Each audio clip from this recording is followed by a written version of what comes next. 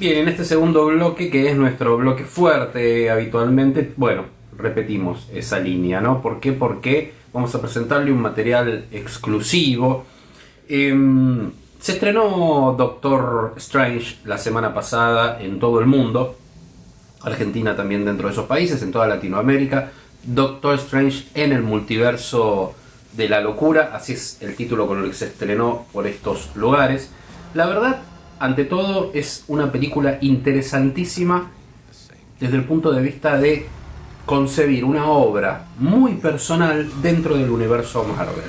Es muy difícil contar algo de la película sin spoilear nada, pero básicamente engancha con eventos que vimos en WandaVision. Es muy importante tener en claro la situación de WandaVision, y después se expande el universo tanto de Avengers, de toda la situación de lo que sería el universo cinemático de Marvel, contando un standalone, como se llama esto, una historia protagonizada por Doctor Strange, segunda película de Doctor Strange, pero entre las dos estuvieron los eventos de Endgame y todos los eventos Avengers. Partiendo de esa base que hay que conocer, tenemos una película que es ante todo una película de su director, Sam Raimi. Sam Raimi es uno de los directores que más quiero en términos de su mirada sobre el género, ¿no? Sobre esas joyas masterpiece que nos dio en la década del 80, como puede ser Evil Dead, El Ejército de las Tinieblas. La verdad, ahí no hay nada que agregar, pero después, de alguna manera, sentó las bases, al igual que lo hizo Richard Donner en los 80, hacia fines de los 80, con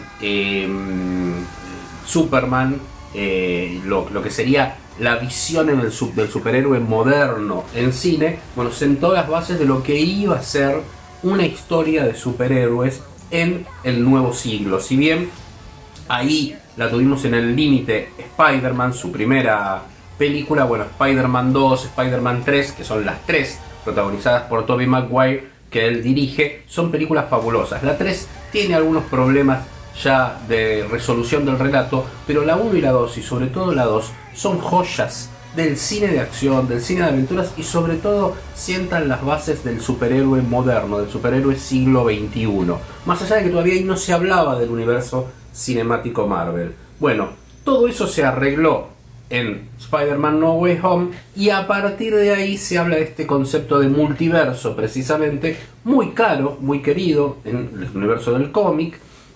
No es un invento del cine esto, y esto es lo que se aplica ahora a este Doctor Strange, que lo que ve es que su vida se interpela con unos sueños primero, y descubre que hay una chica, y ahí aparece el personaje adolescente, también extraído del cómic, de América Chávez, que puede viajar entre los multiversos y que es perseguida por monstruos. Ahí se da la primera escena Sam Raimi en el inicio de la película, que es él luchando con una suerte de pulpo, con un cíclope con tentáculos. Muy muy interesante escena. Ya ahí percibe uno una película de Sam Raimi, y eso es lo que es Doctor Strange en el multiverso de la locura. Ante todo, una película de Sam Raimi, una película de ese director que logró darle su identidad a este film, poniéndolo, para mí, a mi ver, en una de las mejores películas de todo el universo Marvel, a la altura de las Capitán América, que para mí son las mejores.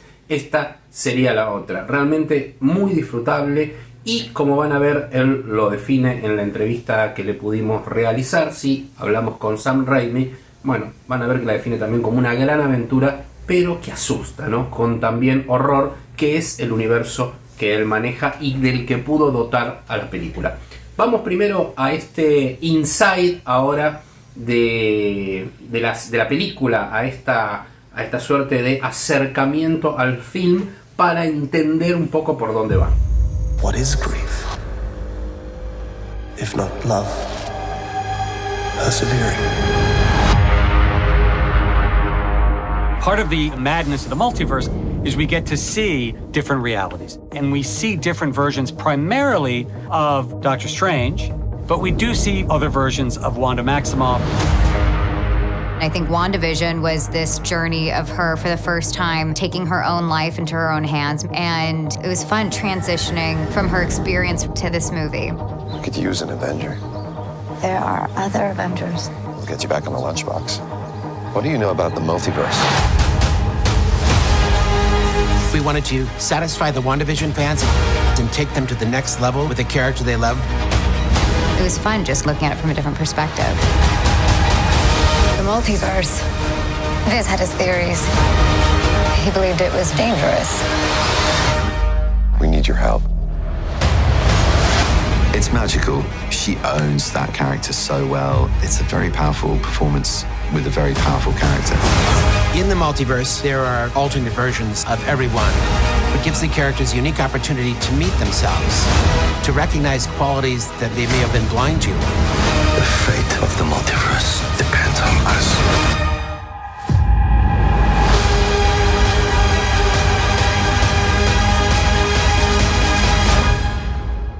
Y ahora sí nos metemos en la entrevista a Sam Reimi y a Michael Waldron, el guionista, que de alguna manera es muy interesante porque cuentan cómo trabajan mancomunadamente y cómo, sobre todo en eso se basó mi charla con ellos durante 5 minutos, para que cuenten exactamente cómo es que pudieron darle personalidad a esta película en el marco del universo Marvel. How are you guys? Thank you very much for this time. Michael, tell me about your work as a writer. Do you feel that you could expand the world of Doctor Strange in this movie? Well, I felt that was certainly the job, yes, was to take what had been done with this great character and his amazing performance by Benedict Cumberbatch and all the movies that had come before, and to expand on his character journey. You know, we had his own standalone adventure in 2016, and then he had been a big part of the Avengers adventures and several movies since. But this is his next standalone movie, so to speak. And so it was my job in writing the story to really figure out what is the next stage of his hero's journey. What is the cost of all the trauma he's encountered over these last few years in the MCU. And so, yeah, that was definitely what I set out to do and what I think our team set out to do in making this movie. Sam, as I see, you're a director with a strong vision in your movies. How much creative freedom did you have to do this project? Well, I thought that Michael and I and our producer, Richie Palmer, had a tremendous amount of freedom, actually. Obviously, our job was to follow, as Michael talked about, the previous Marvel films. So there was some basic understandings that we all had to agree on. You know, this is after Spider-Man No Way Home. Doctor Strange knows this and that. He doesn't know something else. We had to agree upon the character's knowledge of the reality of the Marvel Cinematic Universe. We had to follow logically the threads that were set up in Avengers and WandaVision. And we all had to agree on, you know, who these characters were. But there's such a easy way to communicate with Michael and myself and Kevin Feige and our producer, Richie Palmer, that almost went unsaid. And because we were all of the same mind as far as the basics were concerned, then Kevin gave us the freedom to be as creative as we wanted. Do you work together in set, Michael and Sam? Did you work together and re-script anything? Or rewrite? He did all the writing, but yes, on the set, I'd sometimes say, why is this not working? And he'd say, because the actor is playing anger, and this is the moment when they're feeling gratitude. And I go, oh, right. So we would talk about the performances, and Micah would help me quite a bit on set, you know, determining the meaning of what he had written or exploring new meanings. He was very open to that. And we worked together as a great team with our third partner, Richie Palmer. Yeah, we were together the whole way through, and it was my job to be there for Sam and you know, as actors are finding their way through material, you know, sometimes as you get a scene off its feet, it isn't working just because of the way it's written, and we got to figure out a new way to do it on the fly, and that becomes my job. And that was such a joy and a thrill for me. That was the kind of film school you'd only dream of going to get to sit next to Sam. while making this movie. But I was learning from him the whole time, honestly. It was a mutual fan club, but he basically also the director, the actors, Benedict Cumberbatch, he's very demanding. He wants great material. He wants the script to be as good as it could be, wants his character to be challenged in the most dramatic ways. And sometimes in a scene that we've agreed upon, he'd find its shortcomings. And suddenly I'd have to turn to Michael and say, what do we do? And Michael would go and disappear for 5 minutes and rewrite a little piece of dialogue, and Benedict would be satisfied or not. But that was, I couldn't have made the movie without Michael. Excellent. Great, fellows. And with all of this, how do you define this movie, Sam, in your filmography? I would define it as a grand adventure with elements of fantasy and horror. Oh. But it's a fun grand adventure. It's really going to be exciting for the audience, spooky for them, and hopefully they'll have a lot of fun on the way. Yeah, perfect. Well, guys, thank you very much for this meeting, for these minutes. Nice to meet you, and congratulations, of course. Thank you.